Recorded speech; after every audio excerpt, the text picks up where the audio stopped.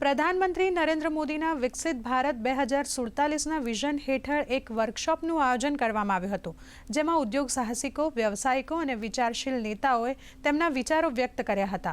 ઉદ્યોગ સાહસિકો સફળતાપૂર્વક તેમના વ્યવસાયનો વિસ્તાર કરે અને ગ્રાહકોમાં વધારો કરે, બજારોમાં મજબૂતાઈથી પ્રવેશ કરે તેવા વિષયો ઉપર વિચારનું આદાન-પ્રદાન કરવામાં આવ્યું હતું.